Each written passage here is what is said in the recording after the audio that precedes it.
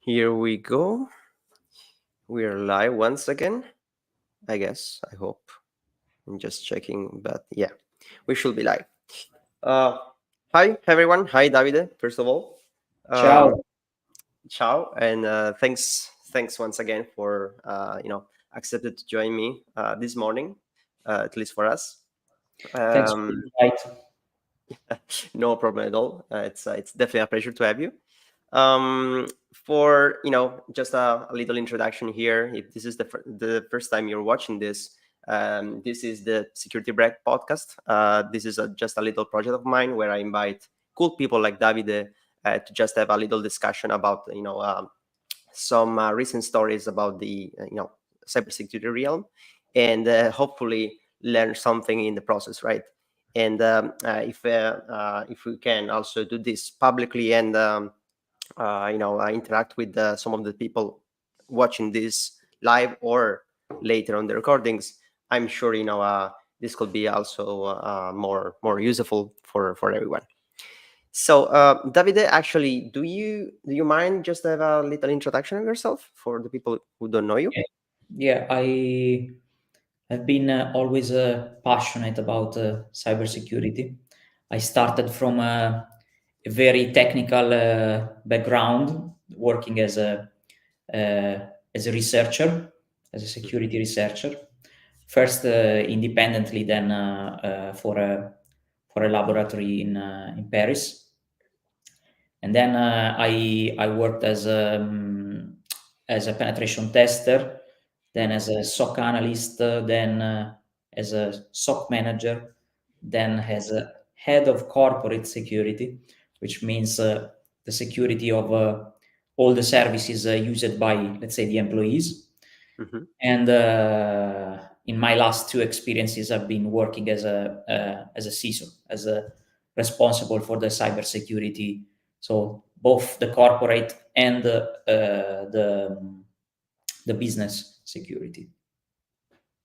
Okay, that's very cool. It's actually pretty cool, specifically because well, you did it all, right? You've been Well, all in. not everything. For example, first, I I never developed Okay, because okay, I can code, but really, really, really bad. I'm really, really okay. bad at coding, We- so We're we're on the same boat, by the way. never did it professionally. And I never worked as a reverse engineering, a I reverse see. engineer. Okay. Yeah, that's Yeah, another. but still, you did like what we usually divide into the red team, the blue team, and finally the GRC part, being a CISO right now. For the people who don't know this, I really like to explain the acronyms, right? So CISO stands for Chief Information Security Officer. Is that Yeah, right? that's right. That's And it's in my, like, of course I'm not one, but in my experience is basically the I will say that the chief person in charge of all the information security process, last and last accountable person for exactly, cybersecurity. in an organization, of course, right? Yeah. Every organization should have one. Maybe we can have a little talk about that later. Want, yeah, uh, but I think it's pretty common nowadays. Maybe it was not that common, I don't know, 10 or yeah, 15 years ago, but I see that it's you know you can find, at least in the biggest in the bigger organizations, that there always be a CISO. Oh, we have some first joiners here. Hi, Matteo, from LinkedIn. Actually, I forgot to mention this is currently live on, let's see if I remember, LinkedIn, YouTube, and Twitter. I'm still experimenting, so this, I think, is the second episode that I do with this multi-streaming thing.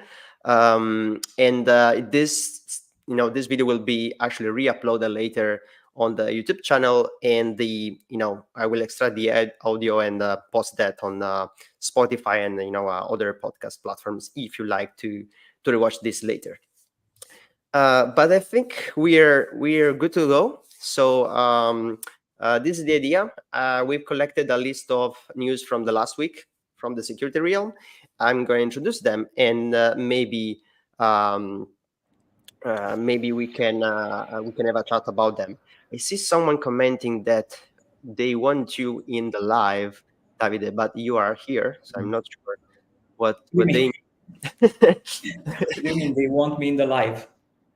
I'm not sure, but yeah, he's there. You should see them. Okay. Anyway, cool. So, feel free to comment. Feel free to write us questions or comments. I can also select some of those and put them in the screen so we can interact with you watching this. So thank you for that. Okay, I'm gonna share my screen here and introduce the first article for today's episode. So the first one, it's let's say it's an easy one. Yeah, I wanted to start a little easy. We have a more deep and insightful conversation later in the with the following news. But this was pretty interesting because it introduces um, let's say a topic that we didn't discuss in this podcast yet, which is interesting. This is I think it's, yeah, the 20th episode, and we didn't talk about insider threat Okay. yet, right? So the news is about a recent case of a person who has pleaded guilty, I think in the United States, of basically hacking into or exploiting their previous company. Okay, so this person was an employee of Motorola in this case, and I'm not sure if he was fired or just left the company.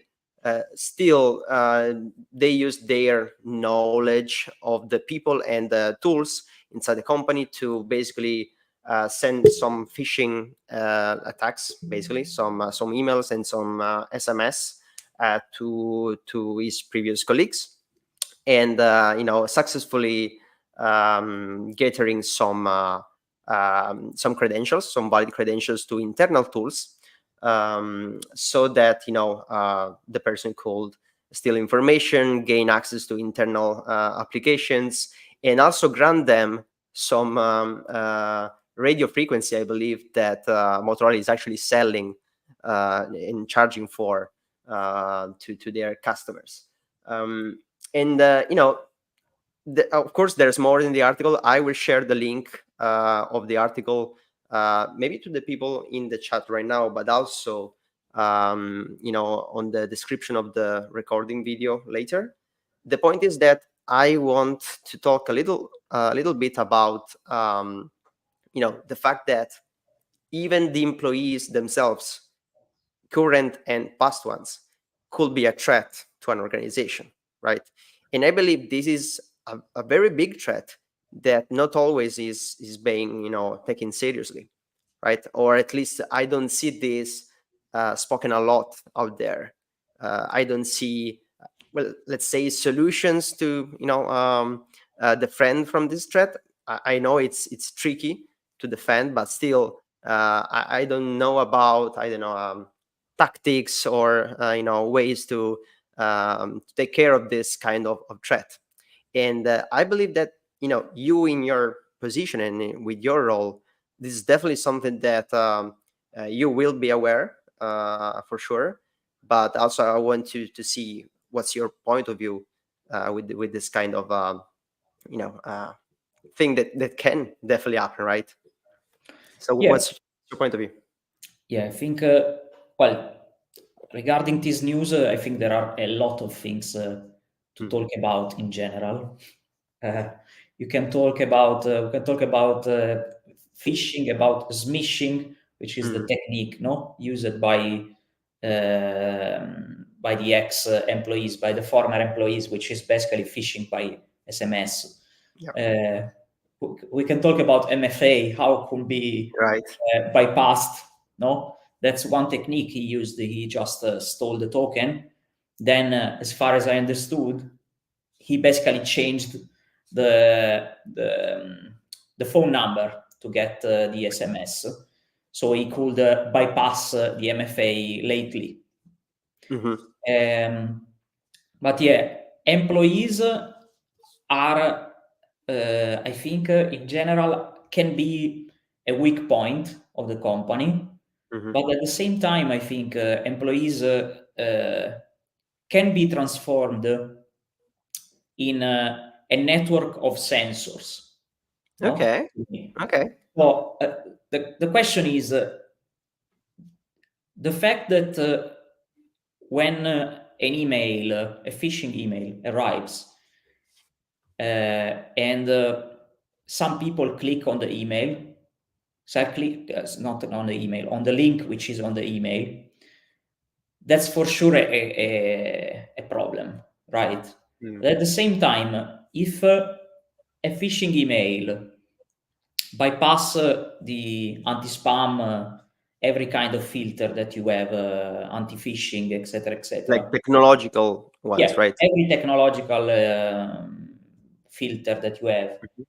and one employee reports the email, then the employee is not anymore the weakest point, no, but it's the strongest point of the company. So can be, it's two sides of the same coin, no? Yeah.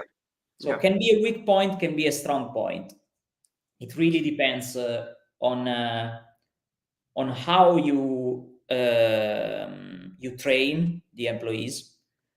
In general, I think that on awareness, I'm Hmm. not speaking about my company. I'm speaking about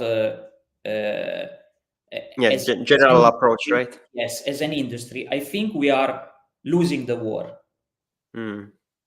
because we are doing the trainings, we are speaking about phishing every day, we are sending phishing campaigns, etc., etc. But still, people click on the links. Why? Hmm. I think first because links are made to be clicked. No, Right. it's how it was Designed for. designed at the beginning. No, the easiest way. It's something that it's so clear. You just have to click. No, it's so easy and so fast that people have learned to do it very fast without thinking, and that's the problem. Is the I fact that think we're I thinking. think we actually train them, right? You know, every technical person at some point say to their, I don't know, parents or grandparents, you know, when this is blue and it's, you know, with the I just say it, it's subtitled. I don't know how to say this in English. You can click on this and you'll be redirected to another page, right? Yeah, So we were training them to click, yeah. you know, on those links on the first place. So it's something. It's something. I mean, now you have to train people to not click, or better, to think before clicking. No, Mhm. and I think probably the only way to teach people how to do it is not to teach them that they don't have to click on the links, but it's the mentality that has to change completely. We need to teach them to think what could go wrong every time. No, Right. it's like when you're driving a car. You know that if the semaphore is the traffic light is red, you have to brake. Otherwise, it can happen that someone, but you know it by experience. You know it because you went to a school of to get the driving license, etc., etc. Yeah, you got education basically, right? Yeah. So I think, to be honest, the phishing, the whole phishing thing, partially is gonna disappear with the new generations, because Mm. the new generation are born with links and with not with cybersecurity, but with cyber scams in general. Yeah, that's true. That's true. So I think lately this phenomenon of phishing will decrease. Of Okay, course, there will be other problems. of course. The deep fake, the problems of phone call made with voice, which are Absolutely. generated by AI, etc., etc. That will be, I think, will be a huge problem because we will have it now. Right. No, I guess it's already happening. I never had an attack like that in the companies that I'm managing, fortunately, but I think it's something that it's going to happen probably the next year, 2024. Yeah, yeah. And And we we still actually, we still have the people that are not used to new technologies. No. yeah, that's right. That's right. Um, We actually spoke about you know, deep fake and some of those new technologies, let's say, in the previous episode. So I just encourage people that are curious to go recover the last videos on YouTube. But something you said a lot of things that were very interesting. First of all, the change of approach in the, you know, the weakest link. That's what I mean when I say that I learned during this episode, right? I never heard anyone so far say something like this, that the people can actually be the last you know, security measure, like If all of your technologies and technical solutions fail, your employees could be another sensor that, let's say, you deployed in order to identify those attacks that you missed at the first place. So that's already, just as an approach, it's mind blowing for me personally. Maybe someone else was already aware of this kind of approach. On the other side, you mentioned, the new generations, the fact that they are, let's say, I will say probably like technology aware, just because, of course, they born with it. They started using technology from, a very early stages of their life, and I kind of agree. The fact that they could recognize better, like I would say their brain developed in a way that they are advantaged. I'm not sure how to pronounce this, in recognizing, phishing attempts and something like that. So yeah, that could be a good point, and I will be curious to see how, the biggest threat. I would say that phishing had always been the biggest threat we ever had in the industry, right? It was the first thing they they ever used, and right now it's still the thing that is most effective when it comes to attacks vectors, right? Yeah. Um, and And it if we can, evolved a lot, no? absolutely, From the absolutely, beginning, from the broken English or broken Italian email, right?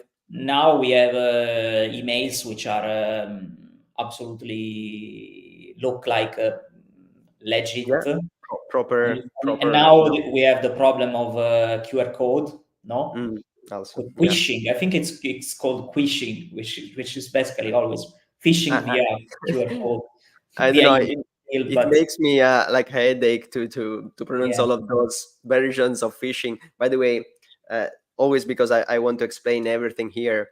You also mentioned the smishing at some point, yeah, because it's also the way, the actor in this article, affected Motorola. It's basically just a combination of SMS and phishing, and basically you have smishing because it's phishing via SMS. So it's yeah. as simple as that. Um, so cool. Um, I think the other because you asked me a question which is yeah. regarding insider threat, right? I didn't Mm. I didn't answer because there were so Thank you many for that. things to talk about on this news. But insider threat, yes, it's interesting. I've not seen many cases of insider Mm. threat, but I've seen them. Yeah. Uh, I think all the cases that I've seen were misuse of company Technologies or accounts or. yes. So using the technologies of the company to do things which are not company related, and I don't know, someone uh, in the past I've seen someone using a very powerful server Mm-hmm. to crack password with John the Ripper, but not So you password say, of the company, not password taken by in the company. You know, but the server was a company one, right? the computer, yeah, the server Yeah. was a company server, Mm-hmm. but the guy, like broke into external systems, Okay. or I don't know what kind of system. Maybe it was his own system. I don't know.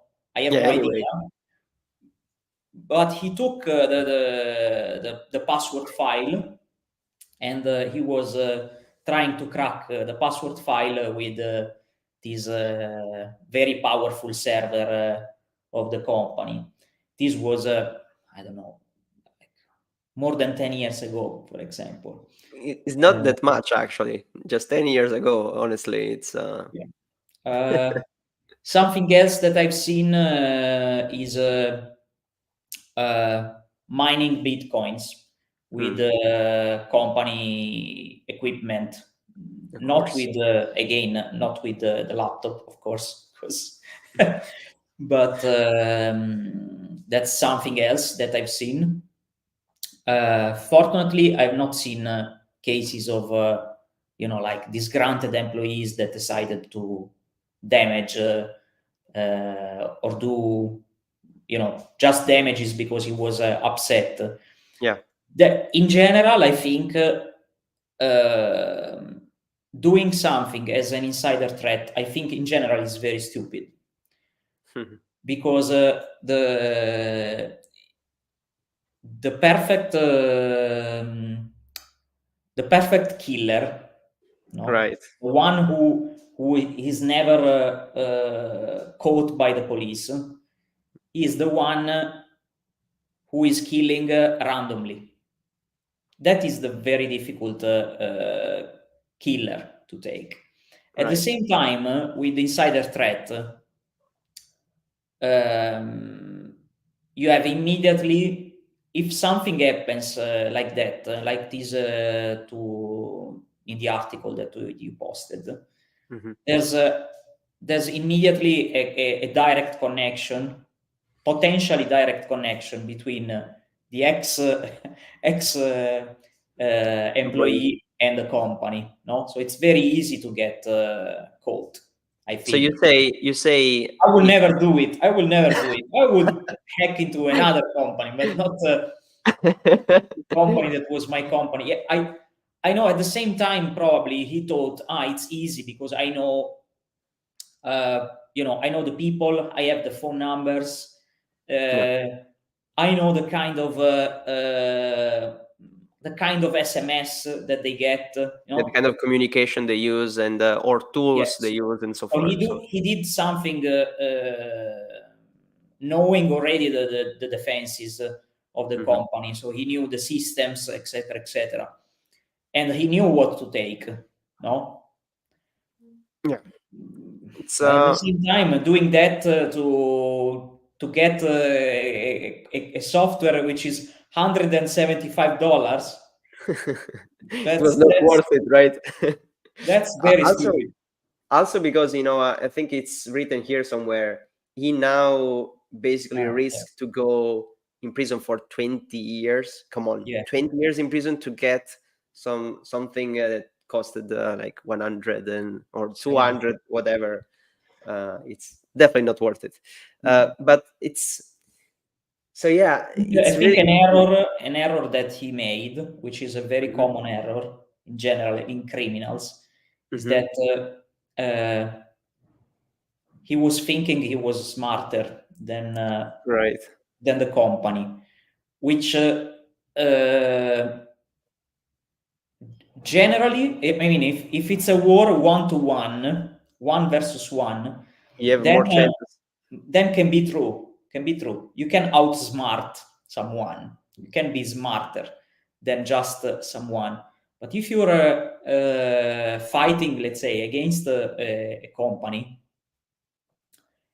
you Yeah, are there fighting. is a group of people, right? You're Yeah, just you are. going to one versus I don't know 1,000 Yes, or you're 10,000 fighting against people, a collective brain, no? A right? collective brain of people and technologies and money, etc., etc. So can, you can outsmart them, maybe, but you need to be very well organized. If you look at APT groups, no, Yeah, of course. they are very very well organized. They are companies. They are gangs of Mhm. people. So they have a collective brain as well, and mostly they are in usually in countries where where they They cannot are supported be or jailed, or yes, they need to be moved somewhere else, and they attack companies, no, which are in other countries.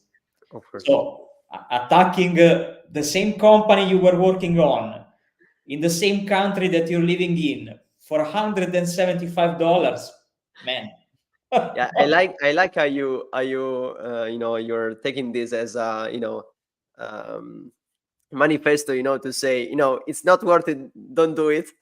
No, Because it's just not worth it, and it doesn't make sense. And especially, I see why you could decide something like this. Maybe, especially if you were fired, from the company, and if you were really happy in that company, it can make you very mad about it. But still, the point is, why doing that? What do you achieve doing that, and what you are really risking, right? Doing it. I think he just thought he was smarter. Yeah, But again, he was not fighting against a little company. He was fighting against Motorola. of course. I think it was very bad idea.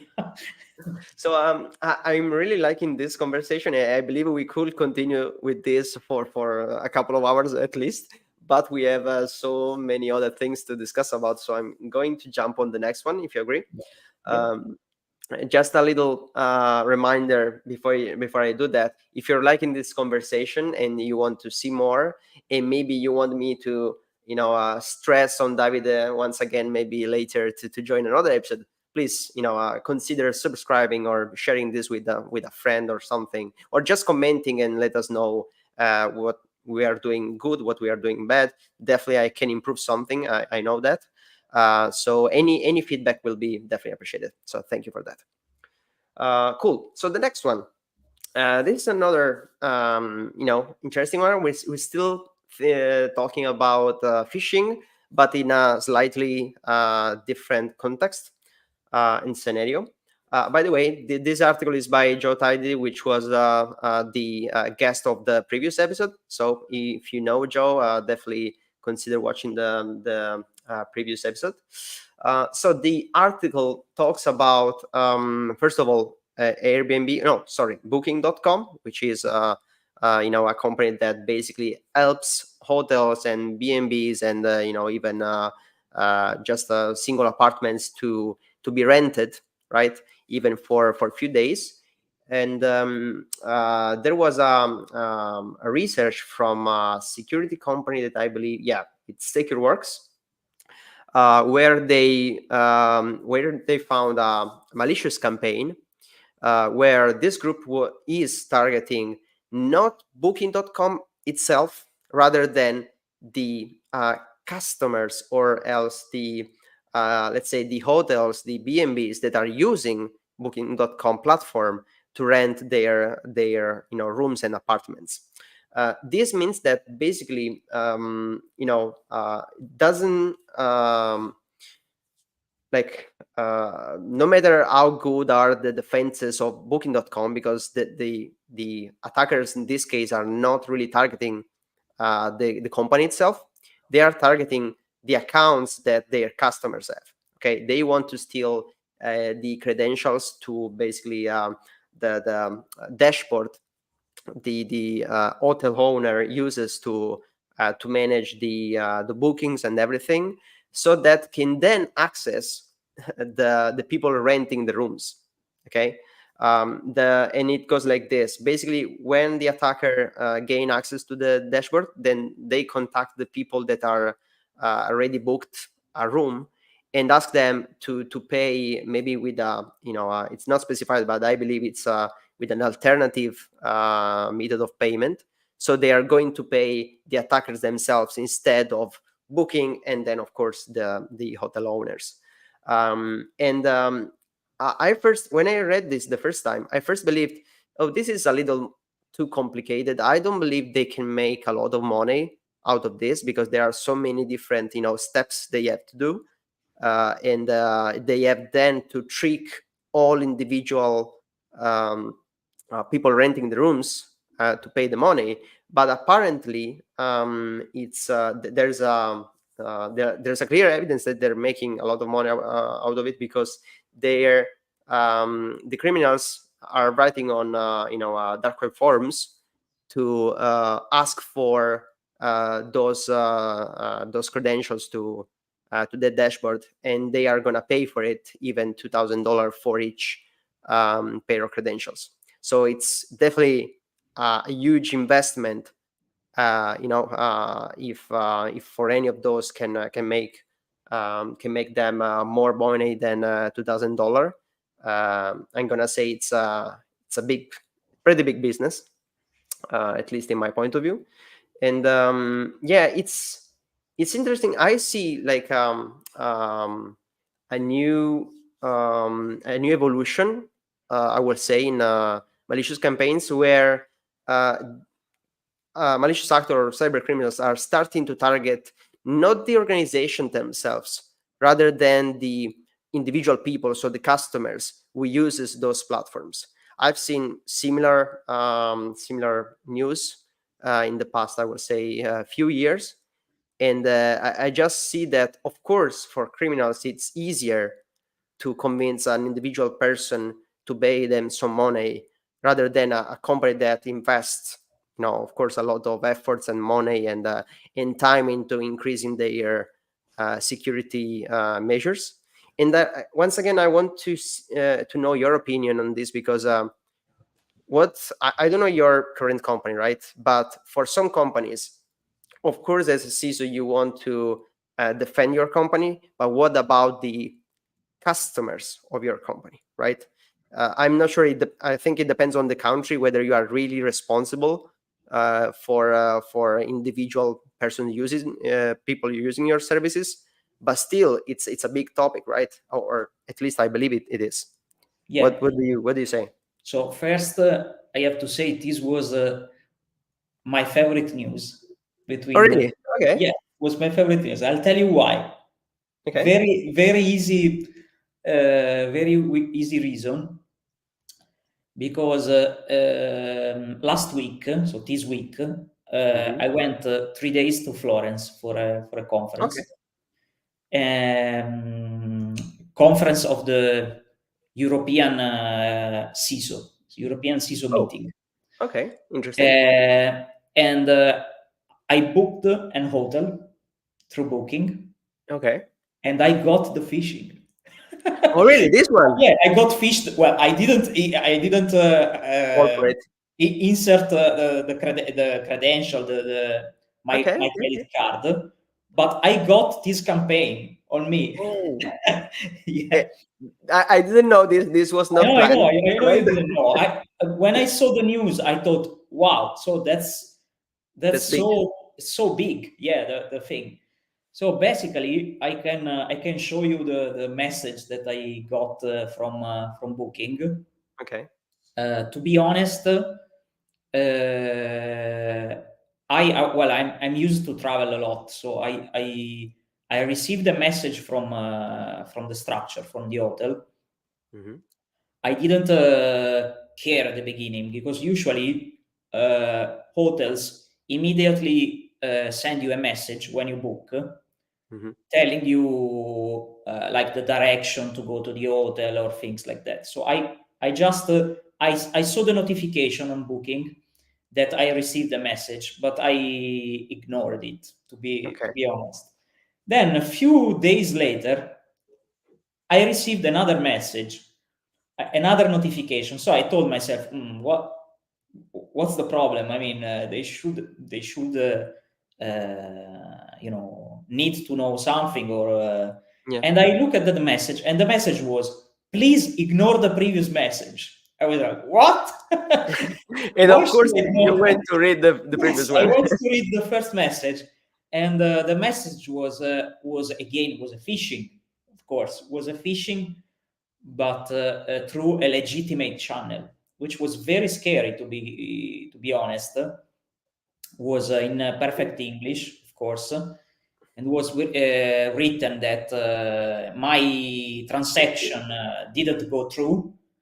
So please visit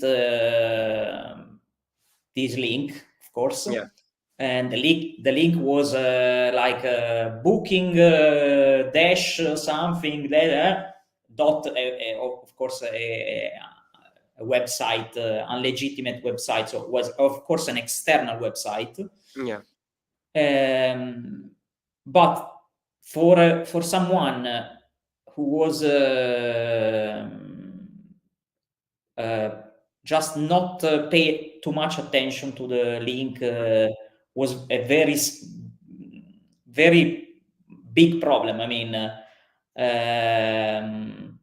if I was distracted, I could even be tricked.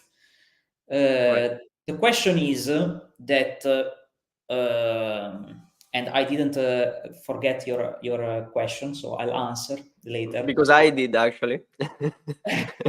The question is that Booking.com, I didn't know, but if I well remember, is the in number of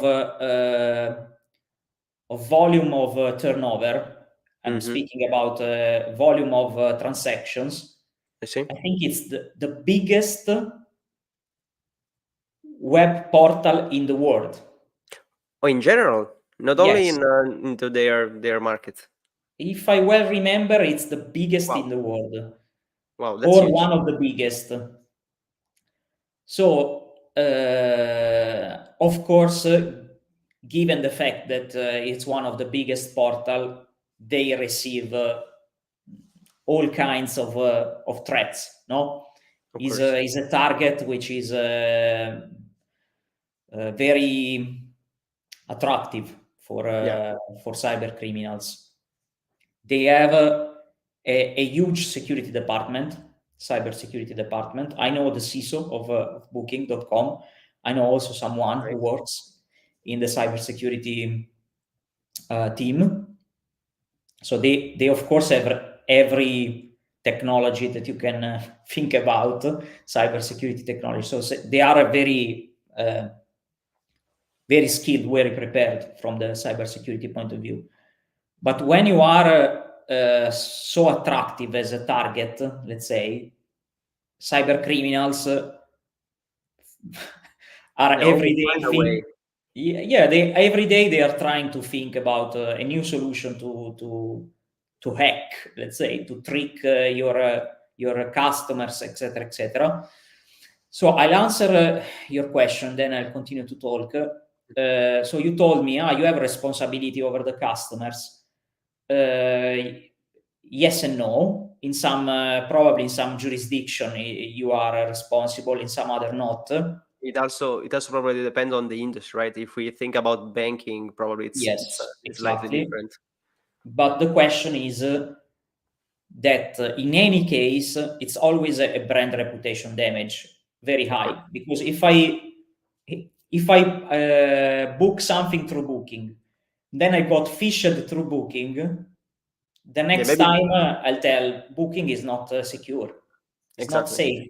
I as a user, to me the important is that someone stole my money through Booking.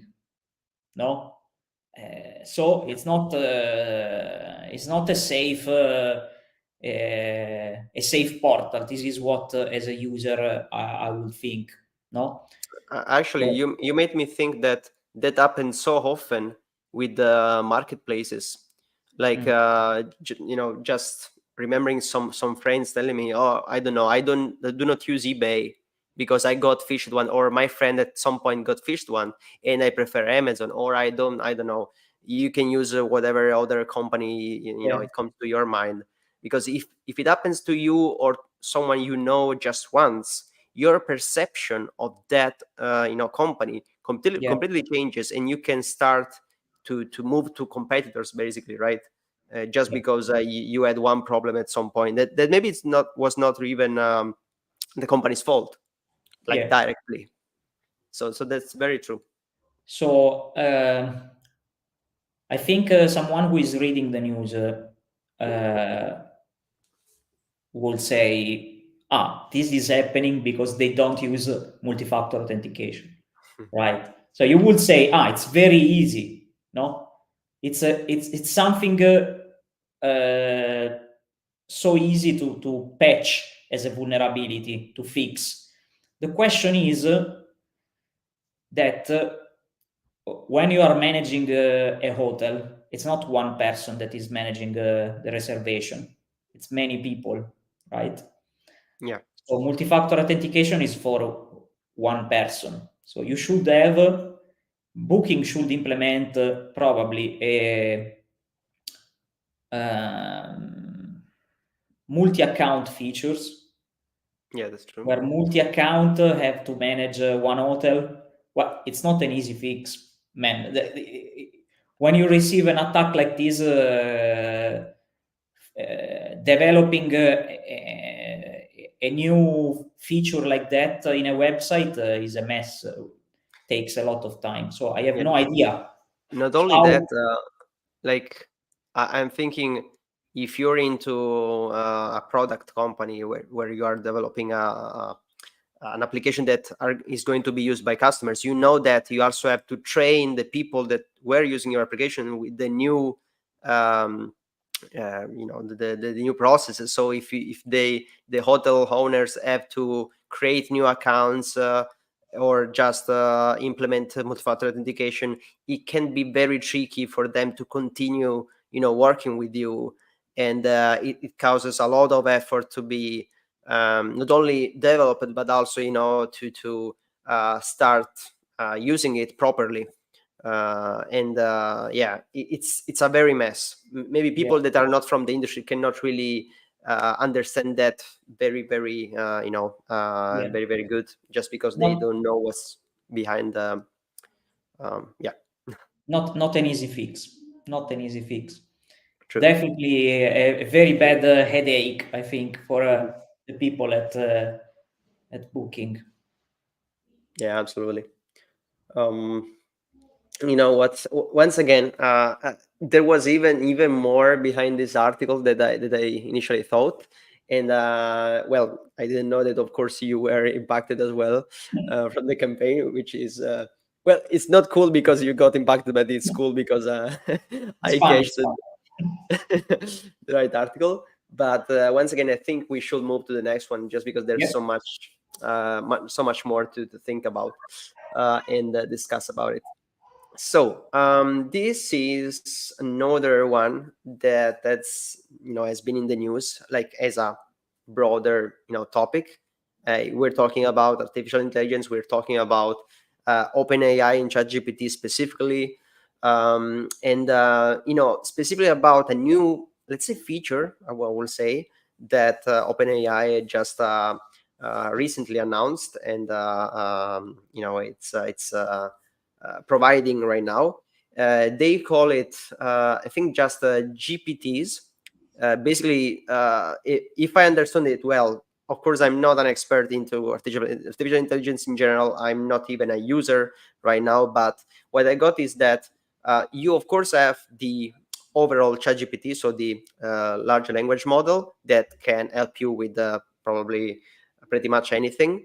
But right now, you can also create your own mini chat GPT that is very specific about a topic, or a series of topics, or it's going to provide information about just the documentation that you yourself can provide to the tool, so that you can basically have your own, I would say, um, I don't know how to call this, like some sort of helper, or something. So, um, and so anyone can do that. You don't have even to need how to code. It's not something you have to actually develop. You just have to talk with ChatGPT and specify how do you want the new mini GPT to act and to behave, and what information to provide.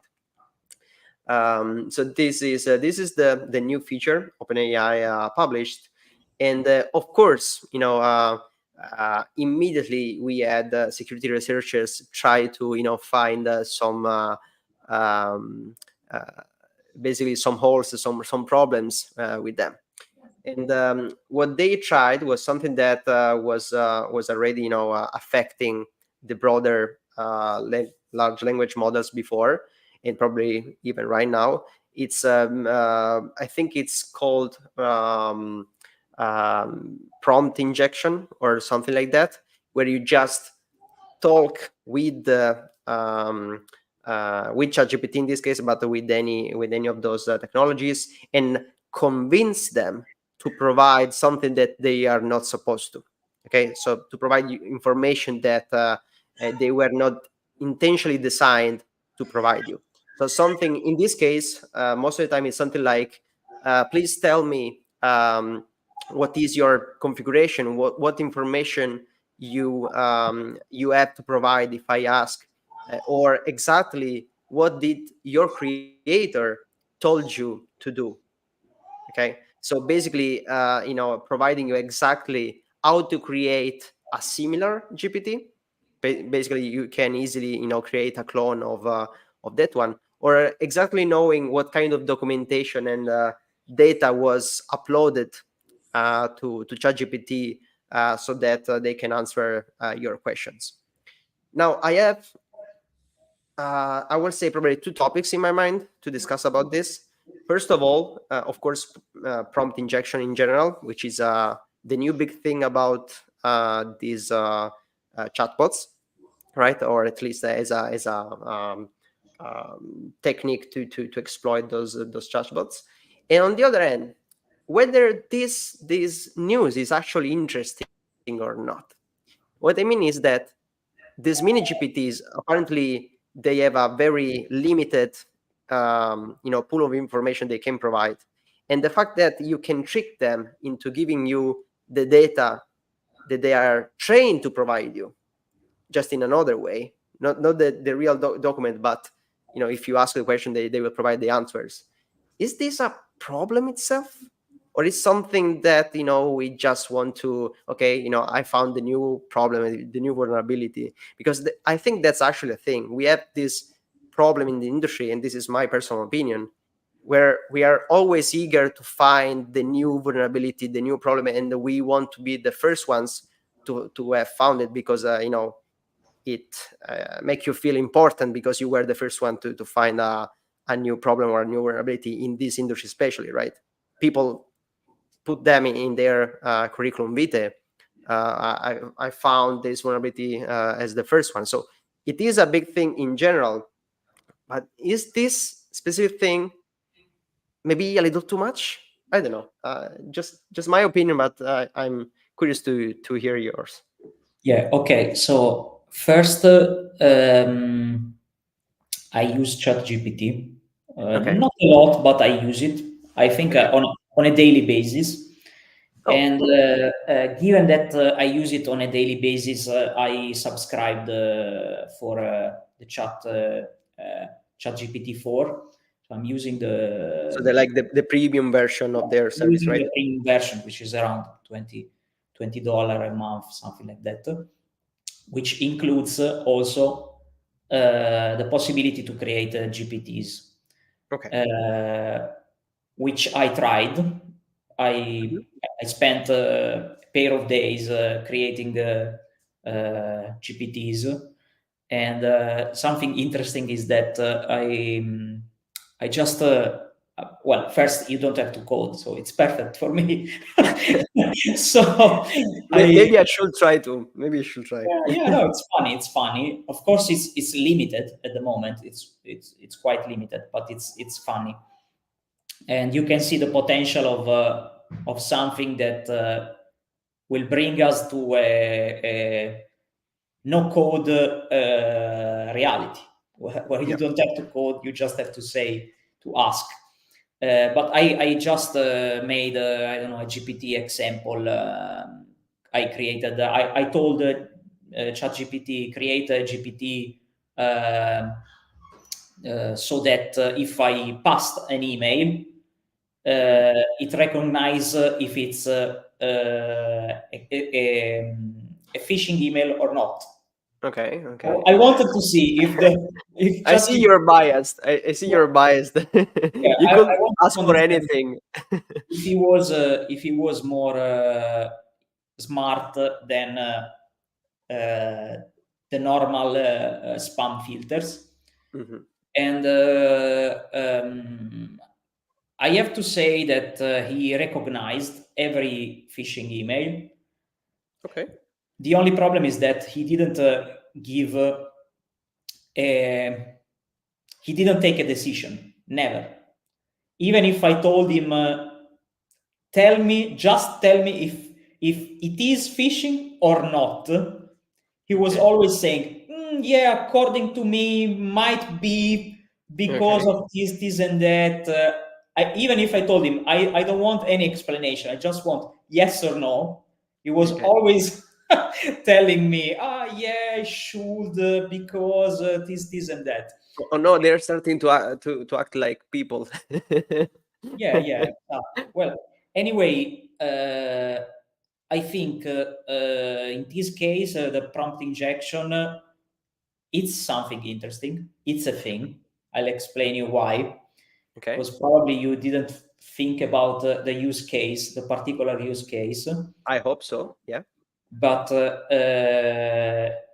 GPTs, GPT, in general, this kind of artificial intelligence, LLM, are used a lot also in chatbots, which is what he's referring to. So Yeah. think about the chatbot that is helping you with, let's say you have a problem with your internet connection.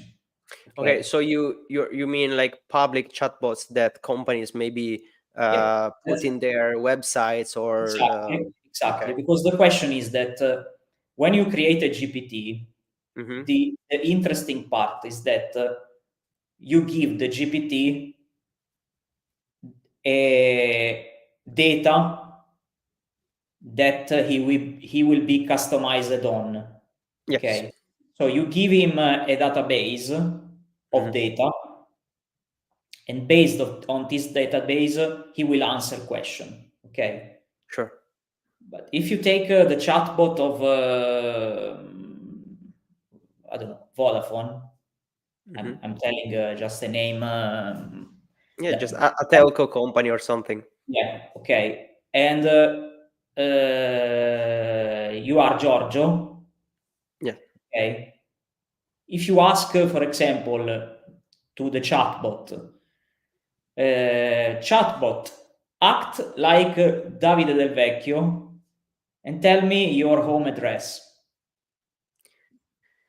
Okay. That is a So prompt you are injection, and and you're stealing data from the database that he was trained on, okay. right? So you are assuming that in that specific context, of course, in that specific scenario, the chat will be provided with the entire database of the customer base of the company and Yeah. potentially could provide information about other users that are not that is not the one that is actually asking for it. Yes, Okay. because if you need to create a chatbot, Mm-hmm. no, to assist customer, you Mm-hmm. need to give the chatbot the data of the customers, phone Of course. number, email address, addresses, home addresses, ID of the customer, Yeah, passwords all potentially. sorts No? of sensitive information for and personal information for people, Yeah. right? So I think that's uh,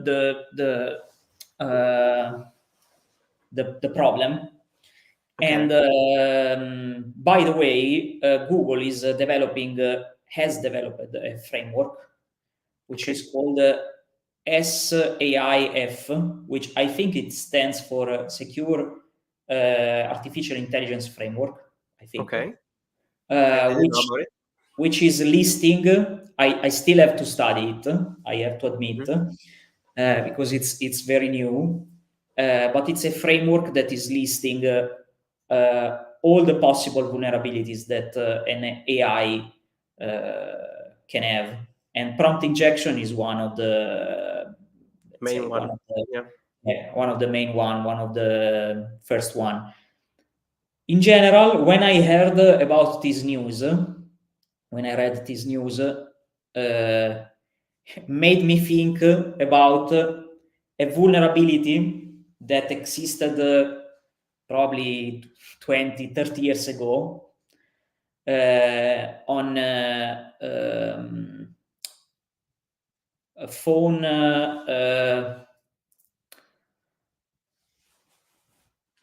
When you called some call centers, or when you called some companies in Okay. general, you know that Yeah. there was this automatic voice talking, or you Okay, so have, you mean like a VoIP, so a voice over IP, like system that helps you um, to find the right number to call, basically, right? yes, or no, also when you call a company and the voice tell you, oh, press 2 to talk to Okay, the administration, press I 3 to see. Yeah, yeah. talk to blah blah blah.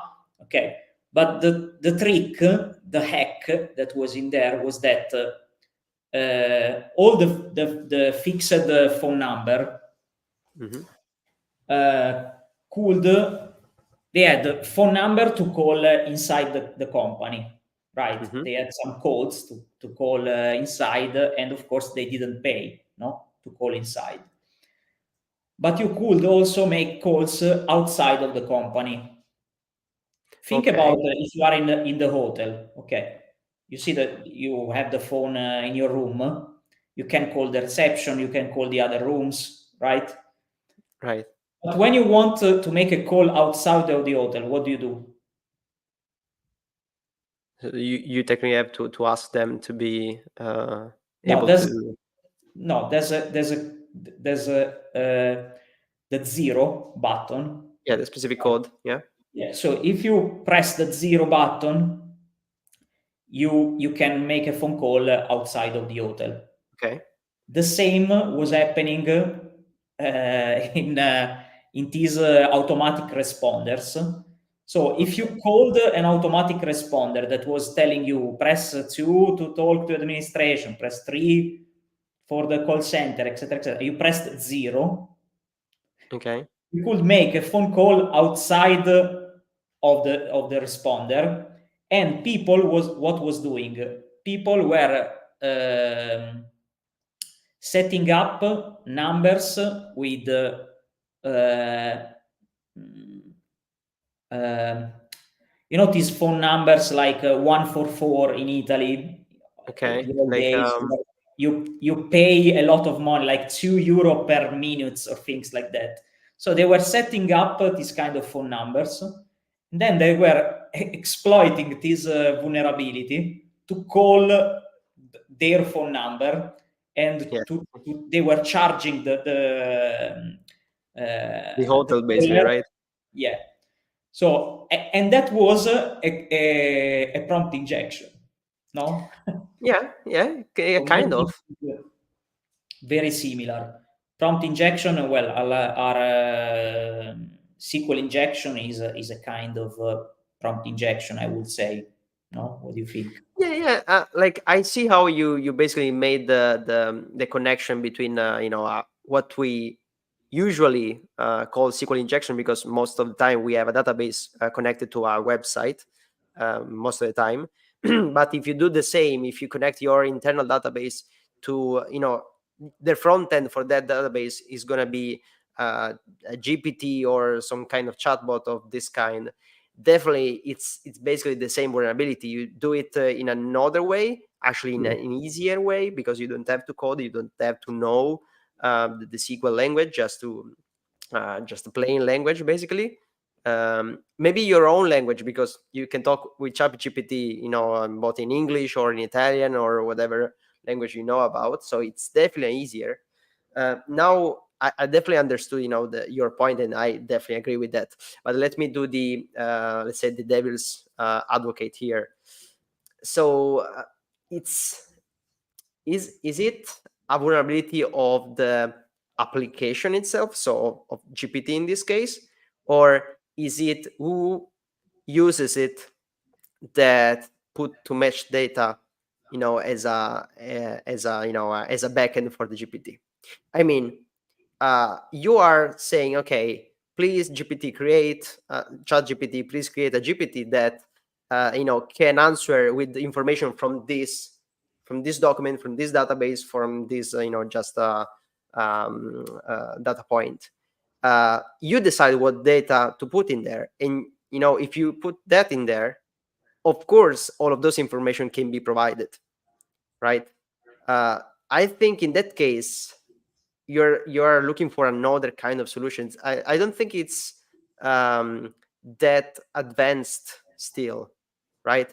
To be able to discriminate, okay, just this part of information you can provide just to this specific person, or uh, you know, put some kind of security measures or conditions. Okay, just respond with this information only if, you know, the person is authenticated or something. I think right now the statement is, okay, you put, you know, this kind of information, and all of this will be provided if asked for. Am I wrong? What do you think? But you are assuming a lot of people is smarter than. Of course. No, I think a lot of people are just let's say users. They just find something that is so easy to use, because ChatGPT is easy to use because you don't have to code again. You just Right. you just write your own in your own language what you want. And I think a lot of people is already using it as a chatbot in many services. So and I think that a lot of people is not loading just public data, which is what you're saying, right? You say, given that it's something that is exposed to the public, to the internet, you should give just public data or data that you want to give, right? Unfortunately, I don't think that's the use that a lot of people will do with ChatGPT, or is doing. To be honest, I think a lot of Yeah. people is already training ChatGPT with with private data, with data which are not public. So here's the final question, right? Yeah. So is it like, should it be like the people must be aware of this, and you know, trained, or maybe, you know, educated, so that they put the right data in the hands in the virtual hands of GPT? Or should OpenAI in this case prevent in some way any problem like this? Like, I know there's no real correct answer to this, and it's you know, more complicated than what I'm asking for. But what's your opinion on this? Like, I think it should be OpenAI. I think it mm, should be OpenAI, but these kind of vulnerabilities are for any kind of AI, like OpenAI. right, Any sure. kind of. Google's Bard, or Yes, whatever there will exactly. be. So Yep. the 3, 4, because the problem now that we have is that, like for cloud providers, let's say, Right. everyone is using the same the 3 providers, right? Yeah. OpenAI, Bard, and I don't know the name of the third. The same is for cloud, AWS, Azure, Yeah. and Maybe Google Cloud. Google So. Cloud are the 3 main, and then there's Alibaba for China. Mhm. But that's it, no? But a vulnerability, if you find a vulnerability in a cloud provider, a new vulnerability, Mhm. is it a new vulnerability or not? I think Yeah. it's the Right. same parallel that you have to think. Uh, I totally understood your point of view, Mhm. where you come from. I see that it seems like something not so much important, Mhm. but at the same time, basically the warning is if you put your customer data, all your customer data into ChatGPT to create a GPT as a chatbot for your website, Mhm. be aware that this data could be stolen by someone, Yeah. by Yeah. Could be leaked prompt or something. injection. Yeah. Yeah. So So we could definitely start another discussion here because you made the parallel with the cloud providers. And anyway, just because we have the last article today, and we are already a little late with the plan. Okay.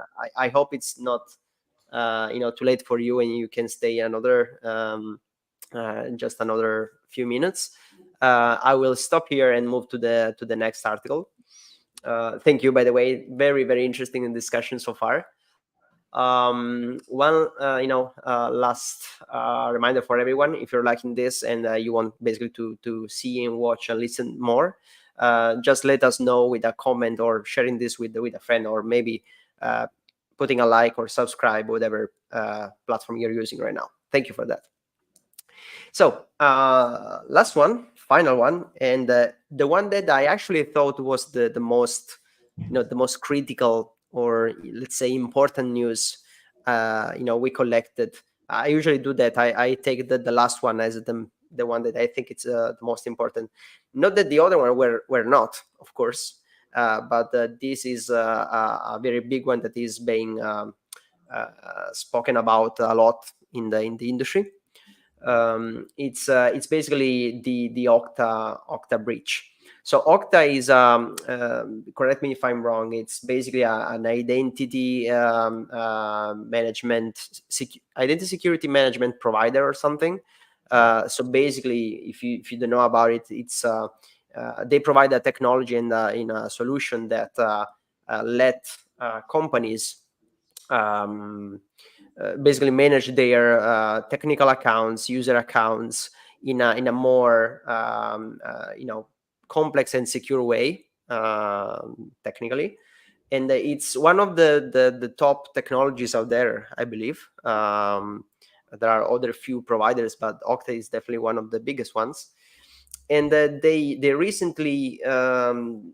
recently affected by a data breach. So they were basically being they were hacked, right? And some data were exposed. And the but this is from I think a few weeks ago. Now the real recent news, the one from this week, it's that there is some news about the data breach. The point was that Okta first declared that only less than 1% of their customers' data were affected by this data breach, and mostly I believe name and email addresses of the um, basically of the people who were in charge of their technology for each of those customers. But a very, very small percentage of their customer base, which I don't know, could be a good or bad thing. Maybe if you really fall for if you really are affected by a data breach, the fact that you can contain it is still a good thing, right? But later on, they actually said, "Oh, oops, we were wrong. It's not the less than 1%. It's actually mostly all of our customer base, more than 90% of it was affected, and possibly all of your names and email addresses, and possibly other information as well, are now being treated and handled by criminals out there, right? So of course, once again, there's a lot we could talk about it. We could talk about the technicalities of the breach itself. We could talk about the general communication that the company did about the data breach. And of course, I'm mostly interested in the fact that they had to actually correct themselves later on. Okay. um, Again, I believe this is perfect for a perfect discussion to do with you because of your role. Because definitely, in your role, you need to be very, very careful with this kind of communications with the public and possibly with other authorities, right? I don't know, like the data privacy regulators, or in some cases law enforcement, possibly. And how how difficult, how big is that? I don't think many people working in security really think about this, really think this is something related to security at all, right? I don't know, I want to work in security because I want to code or I want to do stuff with computers, right? What about if it's also, communication and I don't know, kind of marketing thing in some cases, and still someone like you is going to be involved, someone that actually works in security, and it's going to be responsible, maybe, at least partly, for that. Am I wrong? No, you're not wrong. It's to me has become one of the most interesting part of the job, Mm-hmm. which is the part connected to talking with humans and not with computers, which is interesting, but it's very difficult because with computers. You tell if you have a problem with a computer, you solve it always in the same way, but with humans it's not like that. Every human has a if with the same problem, every human has a different solution, or can have a different solution. So it's not it's very random, and I think you understand it perfectly when you have a baby. Now that I had a baby 3 months ago, he was born 3 months ago. Every time he has a problems, he has any kind of problem. There's not the solution. When you think you finally found the solution, then he changes completely his behavior. So the solution is not working anymore. So you have to think about another solution. It's very funny, but very stressing. Right. Sometimes I can understand it. sometimes he's crying watching something, and you say, well, wow, maybe he's bored of something. You just take him 2 minutes to another room, then take him back, and he's okay. you, you have to find try and find a very random solution. But I think the most interesting part of this news is yes, regarding the communication, because personally, maybe I'm used to see the bad part in Mm. in things, in people, in companies, etc., etc. But I think, well, we should ask to a communication, to a brand and com specialist. Okay, so a brand and communication specialist. I saw Matteo Flora was in the chat before, so he probably is the best person to ask. But my idea is that lately, in the last times, I've seen companies when they have a data breach, they try immediately to communicate. Mm-hmm. Okay, but and most of the time they have to do it because of GDPR and other laws. So they immediately do it, but they disclose just a very little part of the problem. They say, we had a problem, there was a breach, but it's less than 1% of customer base, no? So the news is breaking into the internet, but it's breaking with the 1%, the 1% information. Mm-hmm. So everybody's thinking, it's okay, got breached, got hacked, but was just 1%, so it's nothing important, very Yeah, it important. was it was not a big deal. Yes, I'm not affected as a customer. I mean, 1% is a very low probability, no? On 100%, 1%, it's okay. I'm sure I'm not one of the customer which is affected. I mean, as a company, probably Okta needs to communicate individually to those companies which are being affected, right? So Yeah. you actually will know if you were directly affected or not. Yes, Um, but even if you know, if they tell you, you will still think, oh, I'm just the right. 1%. Okay. Yeah, I say, oh, I'm very unlucky because I've been just in the 1%. And anyway, the news that will break on the internet, no, Mhm. in the news that you've sent to the agencies, etc., is that just the 1% of the customer base. Then they take time, and after sometimes they disclose the truth. This is what I've seen doing. I'm not saying this is what Okta did. I'm not No. saying it. But I've seen this kind of news, so that after months they tell, ah, no, sorry, we were wrong. It's not 1%, but it's all our customer base that was hacked. And the question is that when it's the same news after some months, not so many newspapers as at the beginning publish again the news. Yeah. Okay, That doesn't take the same attention and the same interest of the first one, right? exactly. So to me, it looks like a technique, a studied technique to me. Okay, so I see where you're going. Okay, so do you think it's a strategy Yeah, I to think it's a communication strategy. Maybe it's okay. not, and I'm just a bad person who is thinking bad of companies. But to me, it looks like a communication strategy.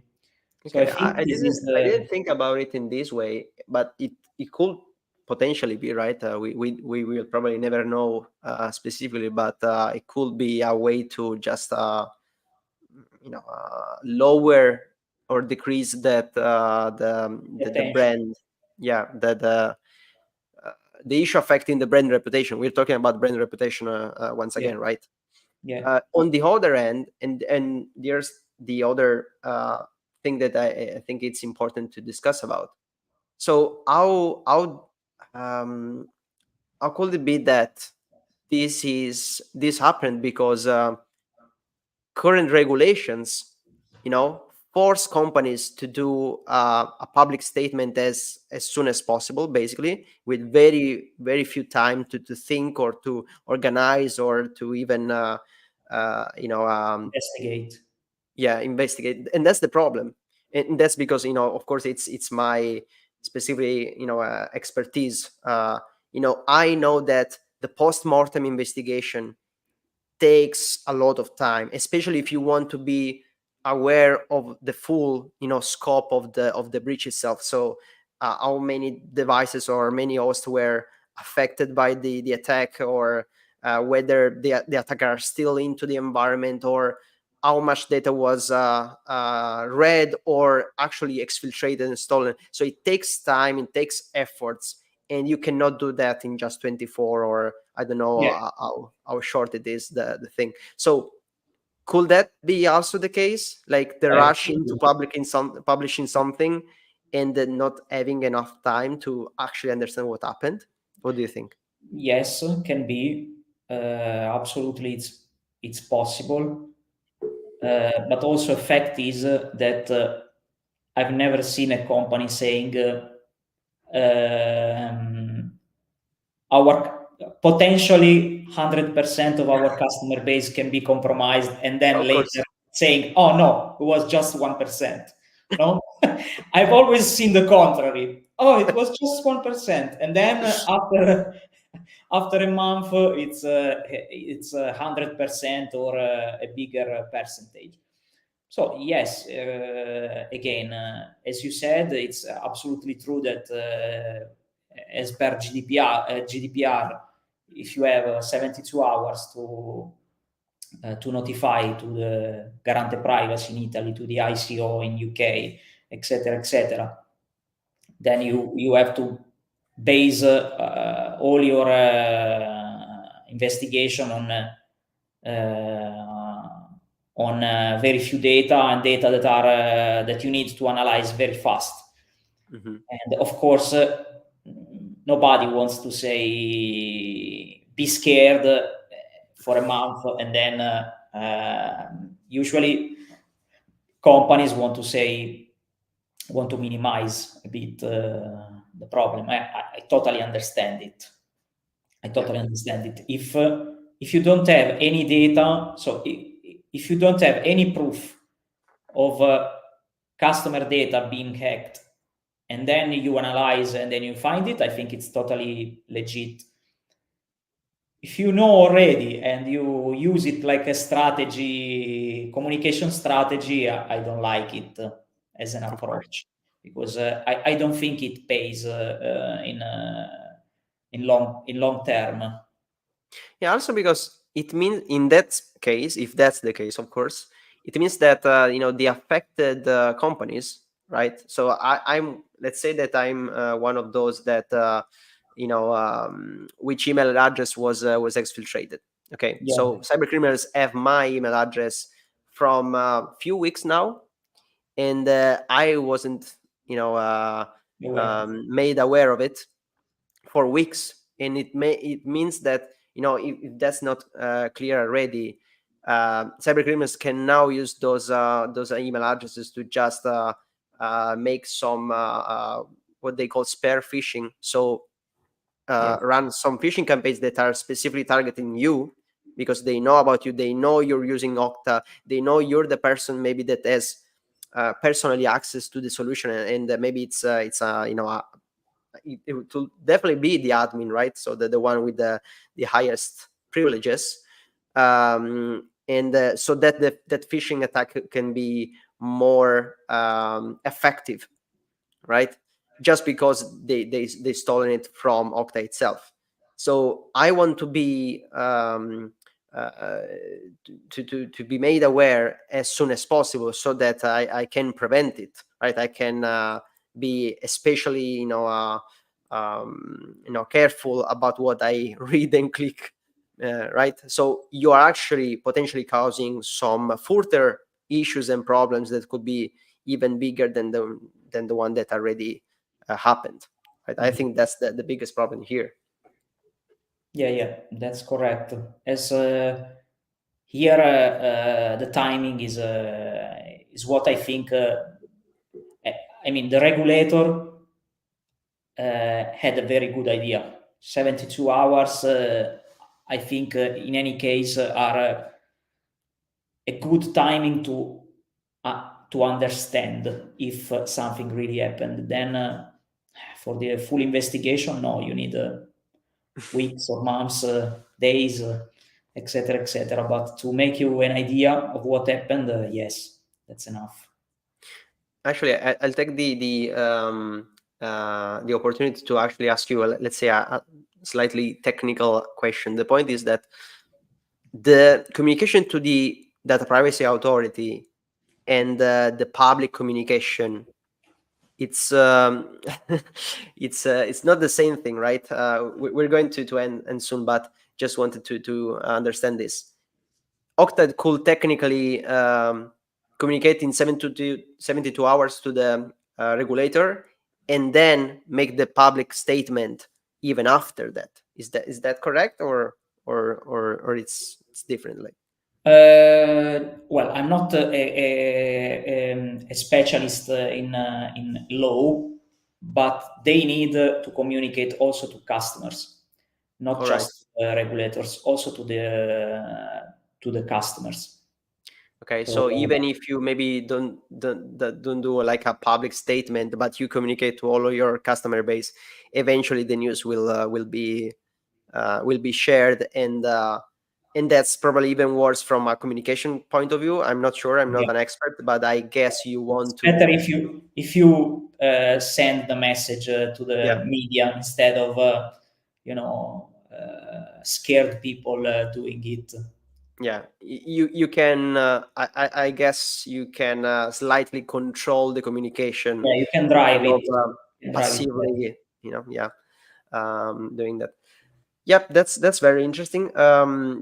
Davide, I really appreciated our conversation. I think it was very, very interesting and helpful for me. First of all, hopefully it will be also interesting, and I will say even a little educational for some people out there, because there are so many technical people which always just think about the technical things in this industry. But I think every one of us could benefit from knowing a little of how things work on a business and organizational level. So thank you so much, even because you were the first official CISO being guest of my podcast. So really, really appreciate it. I hope you enjoyed it at least like me. And yeah, that's it. Thank you for everyone that had watched us live. But if you didn't make it, you can always rewatch it on YouTube or listen to it on Spotify or Apple Podcasts or whatever you prefer. Yep. Once again, thank you, Davide, and see you on the next episode. Bye, Thank everyone. you. Thank you so much. Bye. Bye bye.